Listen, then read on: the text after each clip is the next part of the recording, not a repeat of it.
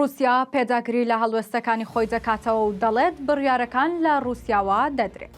دوایەوەی ئەمریکا بە سەرۆکایەتی دۆناڵد ترامپ هەوڵیدا مۆسکۆ و کێف بگەێنێتە ڕێککەوتن و کۆتایی باشەڕەکەی نێوانیان پێێنێت. ڕووسیا هەڵوێستێکی نوێی گرتو و دەڵێت بڕیارەکان لەسەر ئاگربەست و ڕێککەوتنی نێوان ڕووسیا و ئۆکرانیا لە مۆسکۆ دەردەچن، نەک ئەمریکا یان ئۆکرانیا.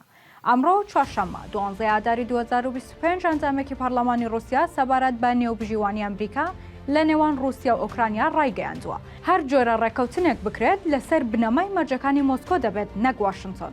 هاوکات وتەبێژی وەزارەتی دەرەوەی ڕووسیا جەختی لەوە کردوتەوە کە هەواڵی سەرەکی سەبارەت بە ڕێککەوتن لەگەڵ ئۆکرانیا لە مۆسکۆوە دێت، نەک لە واشنگتن یان کێف.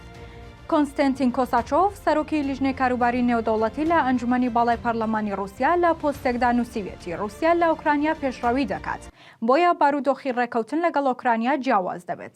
ئاماژەی بەوەش کردووە کە لە کاتێکدا بە تەواوی لە پێویستی ئیمتیازات تێدەگەین، هەر ڕێککەوتنێک لەسەر بنەمای مەرجەکانی ئێمە دەبێت، نەک مەرجەکانی ئەمریکا. ئەمە شانازیکردن نیە، باوکو جەختکردنەوە لەسەر ئەو ڕاستیەیە کە هێشتا ڕێککەوتنی ڕاستەقینە دادەڕێژرێت و واشنگتن پێویستە لەم ڕاستیە تێبگات. تا دێت دۆخی ڕێککەوتنەکەی ڕووسیا و ئۆکرانیا ئالۆستر دەبێت و بەشێک لە شرۆڤەکاران پێیان وایە کە ئەم ڕێککەوتنەی ئەمریکا باسی دەکات، بەم زوانە و بە ئاسانی سەرناگرێت.